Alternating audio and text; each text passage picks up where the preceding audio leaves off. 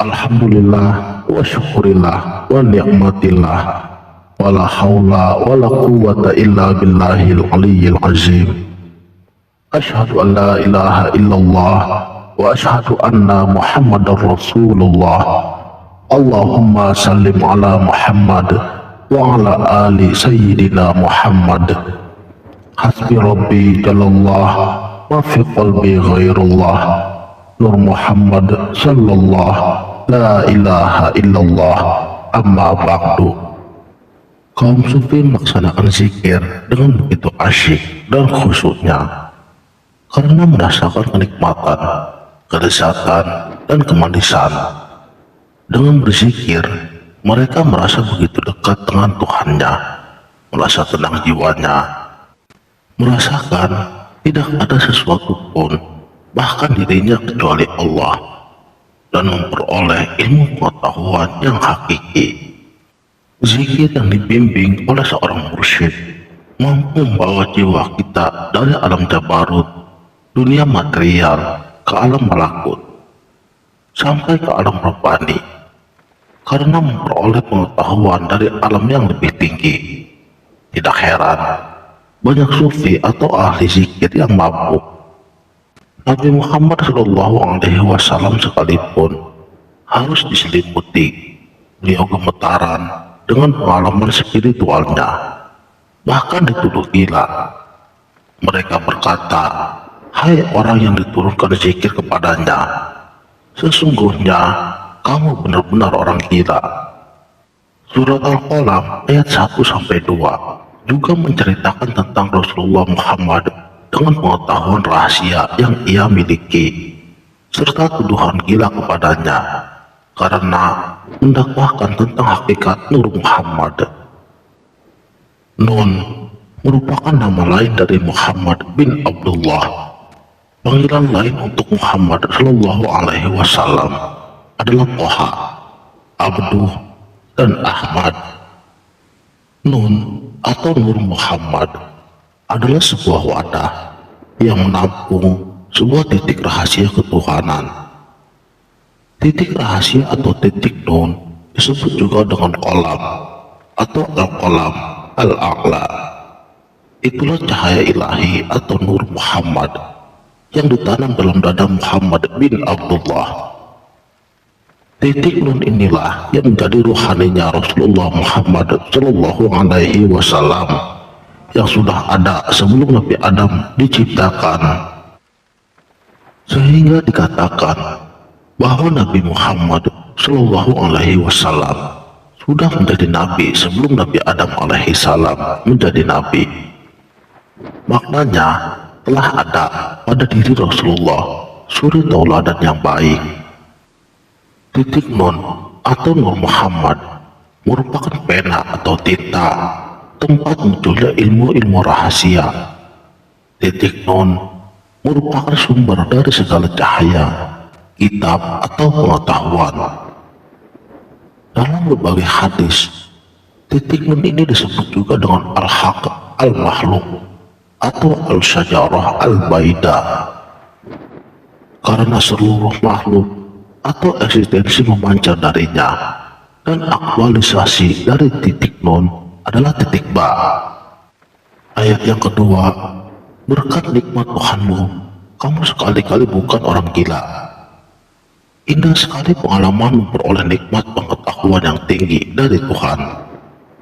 Siapapun dapat bermujahadah untuk memperoleh nikmat ini. Para nabi, wali, dan sufi paling rajin dalam usaha ini. Namun lagi-lagi Allah sendiri yang memilih siapa yang dikehendakinya.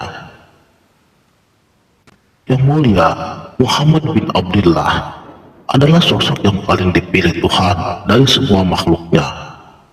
Muhammad menjadi nabi teragung menjadi tajalinya karena memiliki totalitas elemen nurullah di dalam dirinya, sehingga ia memiliki bermacam keutamaan dari nabi-nabi sebelumnya.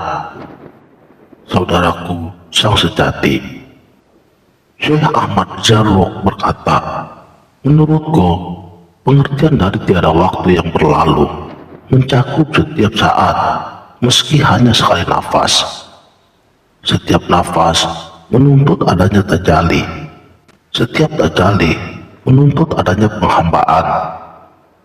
Penghambaan itu menuntut hadirnya tajalli. Jadi, engkau pada setiap nafasmu tengah menapaki jalan menuju Allah dengan berbagai macam cara.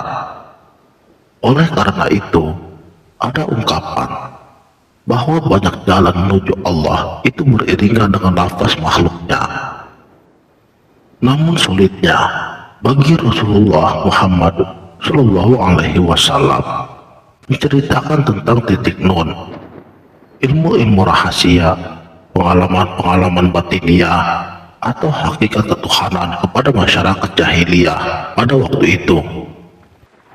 Ketika diceritakan, pasti akan dikatakan gila. Menceritakan pengalaman intelek saja sangat problematis. Hanya segelintir yang percaya. Demikian pula nasib para ulama yang mengalami berbagai fenomena hakikat, menyampaikan kejadian-kejadian unik kepada publik yang awam, akan dituduh yang macam-macam. Makanya, saya sendiri memilih diam atau mengatakan tidak tahu. Al-Quran sendiri tidak seluruhnya terbuka untuk umum. Ada makna-makna rahasia, kandungan batin, atau dimensi mutasyabihat yang tidak diketahui oleh ulama biasa atau masyarakat kebanyakan. Oleh sebab itu, ilmu-ilmu hakikat cenderung diajarkan secara khusus. Saudaraku, dalam pengalaman Rasulullah Muhammad Shallallahu Alaihi Wasallam dengan mursyidnya di Gua Hira, dibahasakan dengan didokap atau dipeluk, sehingga ia mampu membaca, dalam tanda kurung mengetahui, hakikat dari isim zikir. Jadi ilmu hakikat bukan untuk dikaji di warung kopi. Kuharamkan kalian membedah mayat di pinggir jalan. Guru yang mulia sang ahli kasyaf Abuya Sayyid Syekh Ahmad mengingatkan kepada para muridnya, sebagaimana hadis Nabi Muhammad Shallallahu Alaihi Wasallam. Beliau juga menasihati, sampaikanlah menurut kadar si penerima. Islam itu berlapis, dan tentu saja ilmu tentang Islam itu juga berlapis, baik yang zahir maupun yang batin. Tentang hakikat tidak akan mampu diuraikan lewat kata, sebab hakikat merupakan ilmu rasa. Tidak akan pernah bisa mengetahui tentang rasa kalau tidak pernah merasakan. Lam ya'zu, lam ya'rif. Siapa tidak merasa, dia tidak akan tahu. Wallahu a'lamu bishawab. Sekianlah, semoga bermanfaat. Wassalamualaikum warahmatullahi wabarakatuh.